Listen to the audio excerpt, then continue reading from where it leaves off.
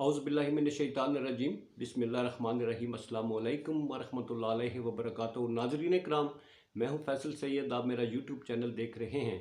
उम्मीद करता हूँ आप जहाँ भी होंगे रब ताला की पनाह में आफियत से होंगे। नाज़रीन, आज 11 तारीख बड़ा ही दबंग दिन, बड़ा ही अहम दिन।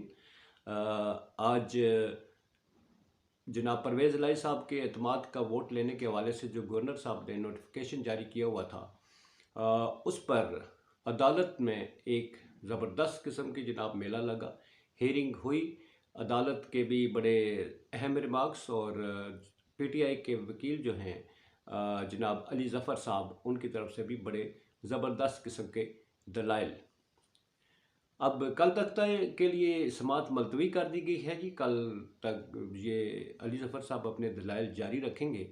अदालत की तरफ से जो रिमार्क्स आए हैं उसमें तो ये कहा गया है कि गवर्नर जो है वो एतमाद का वोट लेने के लिए कह सकता है। अगर गवर्नर को लगे कि वज़ीर आला अपने एतमाद खो चुका है तो वो उसको एतमाद का वोट लेने के लिए कह सकता है। मगर अली ज़फ़र साहब ने जवाब में जो अपने दलाइल दिए उसमें कहा कि अगर गवर्नर जो है वो जानबदारी का मुजाहरा करे, अगर वो हुकूमत की ख्वाहिश पूरी करते हुए ये ऐसा करने को कहे तो उस पर वो आइन से इनहराफ है, जो हक़ाइक़ के मुनाफी है, जो ज़मीनी हक़ाइक़ हैं उसके मुनाफी अगर काम किया जाता है और किसी की ख्वाहिश पर काम किया जाता है तो वो गलत है। अब जो पीडीएम है उनकी तरफ से तो दावा किया जा रहा है जी उनके पास तो अपने अरकान की तादाद पूरी है, जबकि पीटीआई वाले कहते हैं कि हमारी तादाद पूरी है। परवेज़ इलाही साहब बड़े पुरअतमाद हैं। वो आज ज़मान पार्क में इमरान खान साहब से भी मिलने के लिए तशरीफ़ लेके गए और वो भी पुरज़म है जी। वो कहते हैं मेरे नंबर्स पूरे हैं। अब ये जो अभी जो कुछ हो रहा है इससे अगर थोड़ा सा पहले पीटीएम पे अगर नज़र डालें, आपको याद है कि इन्होंने पंजाब असम्बली में तहरीके अदम एतमाद जमा करवाई थी, परवेज़ इलाही साहब के लिए उनके ख़िलाफ़ जमा करवाई थी। वो उन्होंने वापस ले ली।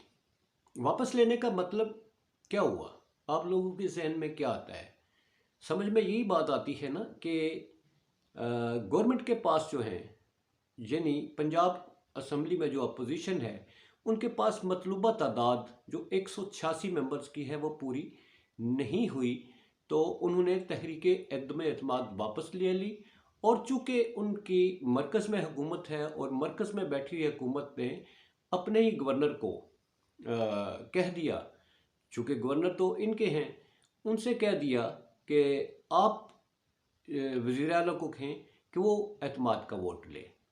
गोया इसमें एक गैर जानबदारी का अंसर तो ख़त्म होता है। साफ साफ जानबदारी का गवर्नर की तरफ से साफ 100% जानबदारी नज़र आती है कि उनके लोग जो हैं, यानी उनकी जमात जो है, पीडीएम के लोग जो हैं, इत्तेहाद जो है, वो चूँकि अदम एतमाद के ज़रिए परवेज़ इलाही को नहीं हटा सकते, तो गोया मैं अपना इख्तियार इस्तेमाल करते हुए परवेज़ इलाही को कहूँ कि तुम अपने नंबर्स पूरे करो, एतमाद का वोट लो।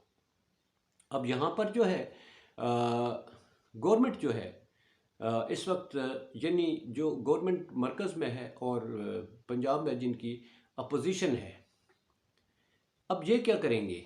अब इसका फ़ैसला, अदालती फ़ैसला जो है वो आता है, जो उस पर तो अमल करना पड़ेगा, या ये फिर किसी अपील में चले जाते हैं, ये क्या होगा? अलबत्ता अदालत जो है अपना फ़ैसला वो देगी और उस पर अमल करते हुए अगर परवेज़ इलाही साहब को वो कहते हैं कि आप एतमाद का वोट लें, तो वो उन्हें एतमाद का वोट लेना होगा और 186 अरकान जो है वो पूरे करने होंगे। अब अगर अगर गवर्नमेंट के पास, जो अपोजिशन है पंजाब में, इनके पास अगर 186 अरकान पूरे हैं, तो वो 186 अरकान जो है सारे के सारे मेरे ख्याल में वो अदालत में जाए, कहें जी ये हैं हमारे नंबर, आप यहीं पर फैसला कर लें। अब इनके पास अपने अरकान पूरे नहीं है। अगर पूरे हैं तो ये क्यों कहते हैं जी पीटीआई के 25 लोग वो भी हमारा साथ देंगे? अरबों रुपए की बोली तो लगी हुई है। जरदारी साहब ने घोड़ों के सौदे लगाने का वो भरपूर अयादा कर रहे हैं जैसा कि वो पहले भी करते रहे हैं, और मगर वो घोड़े खरीद नहीं सके, इसलिए कि जो बिकने वाले हैं उन्हें पता है कि बिकने के बाद उनके मोल जो हैं वो कौड़ियों के भाव हो जाएंगे, इसलिए वो ये रिस्क लेने के लिए तैयार नहीं नज़र आते। परवेज़ लाई साहब जो है ज़मान पार्क इमरान खान साहब से मिलने गए हैं, ज़ाहिर है वो इस पर मुशावरत करेंगे, और कल का दिन भी बड़ा अहम है। कल पीटीआई के दलाइल जो है वो जारी रहेंगे। सियासत का खेल है जी, ये मरकज़ में क्यों यहाँ पंजाब में इतना ज़ोर क्यों लगाया जा रहा है? राना सना साहब कहते हैं हम अपना चीफ मिनिस्टर यहाँ बैठा के वापस जाएंगे। इतना, हालांकि चलती गवर्नमेंट चलने दे, मगर अपने इख्तियारात सूबे में जो है वो इनके पास नहीं है।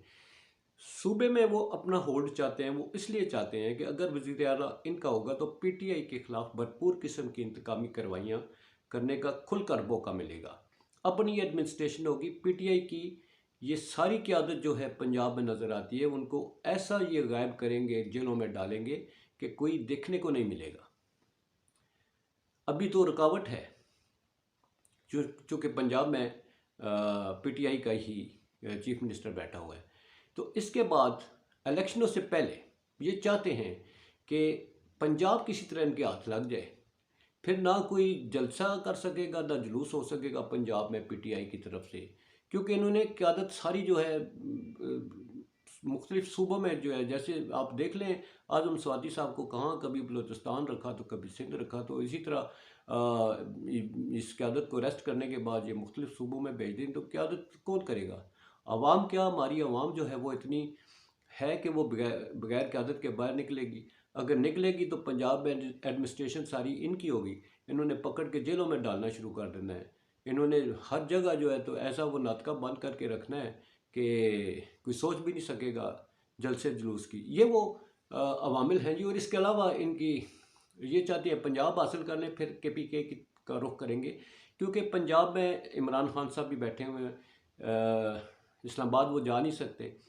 इसके अलावा वो अगर उनका अगला ठिकाना हुआ तो KPK होगा, KPK में भी गवर्नमेंट अगर वो गिरा देते हैं तो फिर इमरान खान साहब के पास स्टे करने के लिए कोई जगह नहीं होगी, तो उन्हें गिरफ़्तार करने के लिए भी उनके लिए रास्ते सारे खुल जाएंगे और वो आसानी से गिरफ़्तार हो सकेंगे। और यूँ जनरल इलेक्शन से पहले पहले जो ये हासिल करना चाहते हैं वो हासिल कर लेने के बाद, अपना होल्ड जमा लेने के बाद फिर ये जाएंगे जनरल इलेक्शंस की तरफ। इसलिए पंजाब बड़ा इम्पॉर्टेंट है जी। इक़्तिदार है, इक़्तिदार को बरकरार रखना है, इक़्तिदार को तूल देना है, इक़्तिदार को सूबों तक फैलाना है, और वो ऐसे नहीं वोट के ज़रिए नहीं, जिस तरह मरकज़ में है इसी तरह पंजाब में भी आना है। और वो अब देखें अदालत का इस सिलसिले में बहुत अहम रोल है। कल क्या होता है, इसका फ़ैसला क्या होता है, इसकी रोशनी में हालात किस तरफ जाते हैं, ये आने वाले वक्तों में डिस्कस करेंगे। अपना बहुत सारा ख्याल रखिए। पाकिस्तान जिंदाबाद, पाक अफवाज पाइंदाबाद। सलामत रहिए।